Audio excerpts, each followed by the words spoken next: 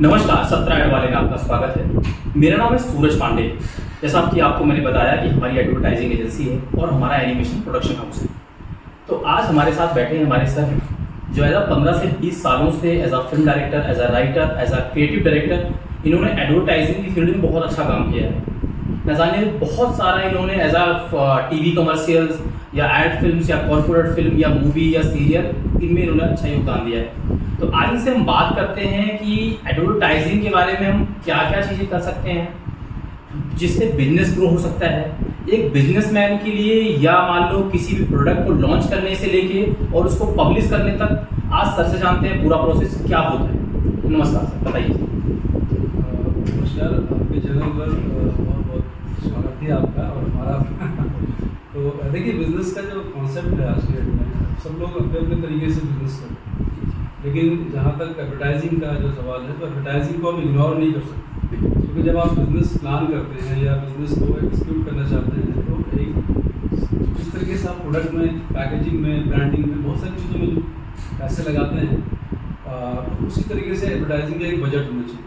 आपने देखा कि जो बड़ी बड़ी कंपनियां हैं वो बहुत तेज़ी से ग्रो कर रही हैं, बिकॉज कि उनके पास एक बजट है, वो बजट पे काम करते हैं और वो बजट पे जो काम है वो पहले से कर लेते हैं, जिसको हम लोग अपने लैंग्वेज में प्री प्रोडक्शन कहते हैं। जब हम प्रोडक्शन की बात करते हैं तो सबसे पहले प्री प्रोडक्शन करते हैं, उसके अंदर पूरी तैयारी करते हैं। उसी तरीके से जो बड़ी कंपनियां हैं, जो प्रोफेशनल लोग हैं, वो पूरी तैयारी करते हैं कि हमको जो मेरा प्रोडक्ट है उसको हमको लॉन्च करना है, तो उसमें मुझे क्या क्या रिक्वायरमेंट की ज़रूरत है।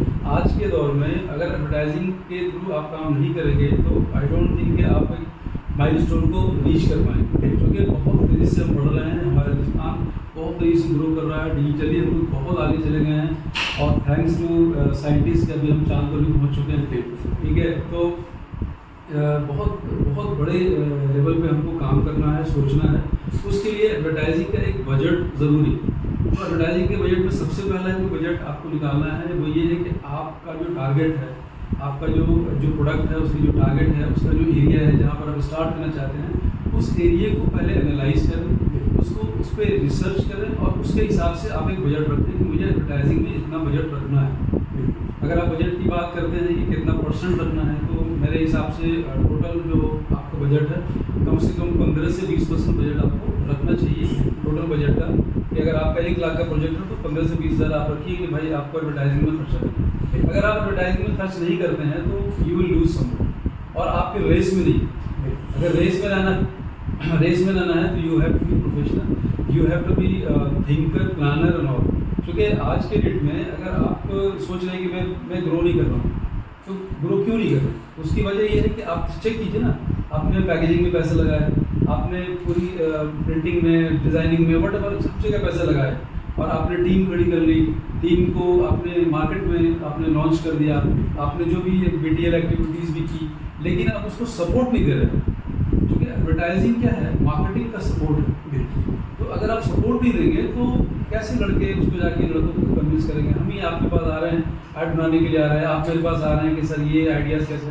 तो इन सब चीज़ के लिए एडवर्टाइजिंग का मतलब रोल बहुत बड़ा है, और एडवर्टाइजिंग के बिना हम आगे काम नहीं कर सकते।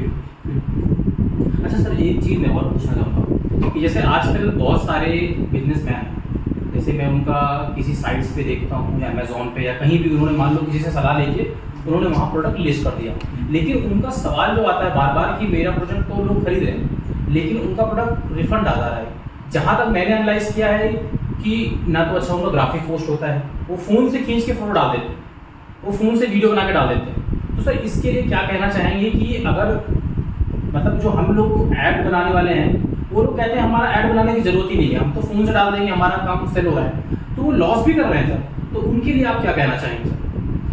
देखिए, सबसे पहला जो आपकी ब्रांडिंग की बात है, अगर आज और आप और हम भी मार्केट जाते हैं जी, और हज़ारों प्रोडक्ट मार्केट में रखे हुए हैं, तो हम उन्हीं प्रोडक्ट को पिक करते हैं जिसको हम जानते हैं। बिल्कुल, जिसको प्रोडक्ट को हम जानते हैं, जिसकी पैकेजिंग को हम समझते हैं, जिसकी क्वालिटी को हम समझते हैं, और जिसके प्राइस को भी हम समझते हैं। बिल्कुल, बेशक वो प्राइस थोड़ा ज़्यादा दिखता है, बट वो क्वालिटी वाइज है। इसी तरीके से अगर आप वो इसलिए वहाँ पर वो पहुँचे हैं कि उन्होंने पूरी ब्रांडिंग की, पूरी पैकेजिंग की का एक प्रोफेशनल तरीका है, उसको अपनाया है। अगर हम ये सोचेंगे कि हमने मेरा प्रोडक्ट नहीं जा रहा है या नहीं बिक रहा है, मोबाइल से तो काम चल ही रहा है, ठीक है, मोबाइल से चलेगा, नो प्रॉब्लम, एक सर्टेन स्टेज तक आपका मोबाइल पे काम करेगा और करना भी चाहिए, बिल्कुल। क्योंकि हर जगह बजट नहीं लगाना। लेकिन अगर आपको एक लेवल पे पहुंचना है, अगर आप देख रहे हो कि ये बड़े ब्रांड वहाँ पहुँचे और मैं नहीं पहुँच रहा हूँ, और आपके पास सारी रिसोर्सेज मौजूद है, you have quality, you have team, you have management, you have money, you have desire to go there, but still you are lacking somewhere. उस कंडीशन में ये करना पड़ेगा कि आपको ब्रांडिंग को अपने तरीके से, क्योंकि आप एडवर्टाइजिंग, अब एक आप सिंपल सा देख लीजिए, 10 सेकंड के ऐड आप ऐसे बना लें और 10 सेकंड के ऐड आप ग्राफिक्स में बना लें, 10 सेकंड आप उसमें बना लें। अच्छा, एक और चीज़ है, आज के डेट में हर चीज़ अवेलेबल है आपके पास बहुत सारे सोर्सेज हैं जिसके थ्रू आप ऐड बना सकते हैं। लेकिन कम से कम जो वैल्यू है उसकी ऐड की, हम आप भी देखते हैं, एक अच्छी ऐड को देखते हैं, इग्नोर कर जाते हैं किसी चीज़ को, मज़ा नहीं आया। तो वो आप अगर कोई भी एडवर्टाइजिंग में जा रहे हैं, कोई ऐड बना रहे हैं, तो उसको एक पैरामीटर पे बनाएं ताकि आपका जो कस्टमर है वो भी सेटिस्फाइड हो कि यार एक ब्रांड है, बार बार लॉगिंग कर रहा है, ये अच्छा ब्रांड है, चलो इस पर काम करें। लेकिन इसी तरीके से आगे जब हम सोचेंगे तभी काम हो पाएगा। अगर हम सोचेंगे नहीं कि यार चलो ठीक है मोबाइल से शूट कर रहे हैं, तो रिजल्ट तो वैसे ही आने वाला है। सर एक चीज़ मैं और पूछना चाहूँगा, जैसे मान लो कोई छोटा बिजनेसमैन है, मान लो उसने स्टार्टअप किया है, कम उसकी लागत है, मान लो 2 लाख 4 लाख 5 लाख का उसने बिजनेस स्टार्ट किया है, मान लो रीसेलर का या मान लो थर्ड पार्टी मैन्युफैक्चरिंग का या मान लो कोई भी चीज़ है सर उन्होंने शुरुआत किया है, तो उनके लिए आप एडवर्टाइजिंग में आप क्या हेल्प करना चाहेंगे, उनको हम कैसे प्रमोशन दे सकते हैं, या वो अपने प्रोडक्ट को किस किस माध्यम से प्रमोट कर सकें जिनका कि वो उनका प्रोडक्ट ग्रो करे या उनकी सेल अच्छी हो। देखिए, स्टार्टअप कंपनी के लिए तो अभी सबसे जो प्रायोरिटी वाली चीज़ है वो है डिजिटल। स्टार्टअप कंपनी को सबसे पहले डिजिटल में आनी चाहिए, क्योंकि डिजिटल एक ऐसा मोड है जो बहुत चीपेस्ट मोड है और इसकी जो माइलेज है वो वर्ल्ड वाइड, ठीक है। और एक सबसे अच्छी बात है कि आप सेगमेंट वाइज भी काम कर सकते हैं। अगर आपका प्रोडक्ट दिल्ली एनसीआर में है तो दिल्ली एनसीआर को टारगेट करके आप काम कर सकते हैं। तो डिजिटल में सबसे पहले आप डिजिटल में अपनी वेबसाइट बनाएं, सोशल मीडिया पेज पे वर्क करें, अच्छे क्रिएटिव पोस्ट बनाएं। वही फिर मैटर आता है कि पोस्ट मोबाइल से बनाएं या एक प्रोफेशनल तरीके से बनाएगा। एक पंच लाइन, एक टैग, एक विजुअल, एक अच्छा प्रोफेशनल अगर देता है तो उसकी अपीलिंग जो होती है, एडवर्टाइजिंग की अपीलिंग अच्छी होती है, वो कनेक्ट अच्छा करता है। जब कनेक्ट अच्छा करता है तो ऑडियंस उस पर आता है, उसके टारगेट उस पर आते हैं, जब टारगेट आते हैं तो ऑब्वियसली उसको सेल।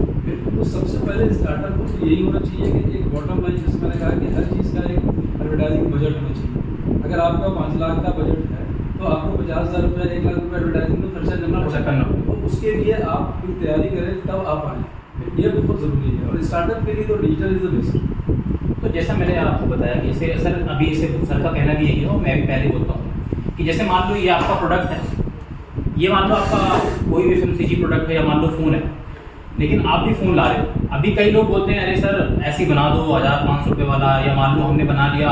एक बार क्या होता है वो ऐड बनवा लेते हैं, कोई भी कंपनी से क्या होती है वो एक बार ऐड 500-1000 रुपये कहीं सोशल मीडिया में देख के वो ऐड बनवा लेगी और 2-2.5 साल बाद आप वो पिच करते हो, उनसे बोलते हो सर आपका ऐड नहीं बना, इसलिए बिजनेस आपका ग्रो नहीं हुआ है। तो वो सर क्या बोलते हैं हमने एक बार ऐड बनवा लिया, तो उनको ये लगता है सर कि एक बार ऐड बनवा लिया वो पूरी कहानी लिख दिया जिंदगी, फिर वो दोबारा कहते हैं हमें ऐड बनवाने की जरूरत नहीं, हमने तो एक्सपीरियंस ले लिया। तो उनको सर ये गलतियाँ वो क्यों करते हैं, उनको नहीं करना चाहिए। मेरा कहना माना ये है कि देखो सर एक बार ऐड बनाने में तो नहीं होता ना सर, अगर आपको बॉडी बनानी है तो आपको डेली आपको रूटीन से आपको फॉलो करना पड़ेगा, आप एक्सरसाइज करोगे या प्रोटीन खाओगे, एक दिन बनाने से तो नहीं होगा। तो इनके लिए सर आप क्या मैसेज देना चाहेंगे? ये सबसे बड़ा एग्जांपल एडवर्टाइजिंग फील्ड में दुनिया के जो 10-20 बड़े ब्रांड हैं जी, जैसे सबसे बड़ा ब्रांड कोक लीजिए आप, बिल्कुल, पेप्सी लीजिए, एप्पल लीजिए, और मतलब जो बड़े ब्रांड हैं जिसको हम बड़े की बात कर रहे हैं, जो पूरी दुनिया में वर्ल्ड वाइड हर गली में नजर करते हैं। बिल्कुल। एक सेकंड आप ये सोचिए कि अगर एडवर्टाइजिंग में अगर कोक ऐड ना करे क्या कोक नहीं बिकेगा? पेप्सी अगर ऐड नहीं करे तो नहीं बिकेगा। वो क्यों हर साल नया ऐड को क्रिएट करता है? बिल्कुल, बिकॉज कि एक जो ह्यूमन थिंकिंग है कि अगर कोई नई चीज़ होती है ना, नया कॉन्सेप्ट होता है तो उसको आगे देखता है। ठीक है, अगर आपने एक पुराना ऐड कोक का, वॉशिंग पाउडर निर्मा का जो ऐड है, आज भी हम लोगों के दिमाग में वो याद रहता है क्योंकि वो उसी थीम पे काम कर रहा था। लेकिन क्या उसी ऐड को आगे चलाएंगे वो लोग? नहीं, कभी उन्होंने 50 ऐड तक अब तक बना लिए और उसके बाद चीज़ें हमेशा बदलती रहती हैं, ऑडियंस बदलती रहती है, टारगेट बदलता रहता है, लोग बदलते रहते हैं। आज हम डिजिटल एज में घूम रहे हैं तो तभी तो हम सोशल मीडिया की बात कर रहे हैं। पहले कौन सोशल मीडिया था? तो सिर्फ टेलीविजन था, वो भी टेलीविजन में एक माध्यम था, अब तो 1 लाख माध्यम। अच्छा, अब एक और माध्यम है कि आप नेशनल जा सकते हो, अगर इंटरनेशनल ब्रांड है तो इंटरनेशनल जा सकते हो, स्टेट में है तो स्टेट जा सकते हो, अगर स्टेट के अलग है तो रीजनल जा सकते हो। तो मतलब you have so many ideas, so many areas to work. तो अब ये बहुत ही अलग सी चीज़ है। तो तो इसलिए आपको टाइम टू टाइम आपको जैसे मतलब मेंटेन करने के लिए, कंपनी मेंटेन करने के लिए एक नए मतलब प्लानिंग होनी चाहिए, मार्केटिंग इश्यूज होने चाहिए, सबको सॉल्व करना चाहिए ताकि तो हम आगे बढ़ेंगे। उसी तरीके से एडवर्टाइजिंग में अगर हम जो एडवर्टाइजिंग पे काम कर रहे हैं तो हमको चेंज करते रहना चाहिए, बेशक थोड़ा बहुत मॉडिफिकेशन करते रहना चाहिए ताकि लोगों के दिमाग में कुछ नई चीज़ें आएँ। आप रोजाना एक ही शर्ट पहन के आप आओगे तो लोग बोलेंगे आप अच्छा नहीं ट्रेडमार्क बन गया, लेकिन अगर आप शर्ट को चेंज कर दोगे तो बोला अच्छा ये भी वो भी है। तो कहने का मतलब है कि you just keep your changing और फोकस रहें, प्लानिंग करें, तब चीज़ें आपकी बढ़ जाएंगी। ये बहुत जरूरी है। तो देखा जैसे सर ने आपसे बात किया, हम लोग को ये समझाया कि एडवर्टाइजिंग पे बहुत ज़्यादा ध्यान देना होगा और आपको डेली कुछ ना कुछ मार्केट में लाना होगा जिससे आपका प्रोडक्ट ग्रो। तो ठीक है, धन्यवाद। मिलते हैं आपको नेक्स्ट वीडियो में। सर फिर दोबारा आएंगे और फिर नए टॉपिक पे हम बात करेंगे। तब तक के लिए धन्यवाद।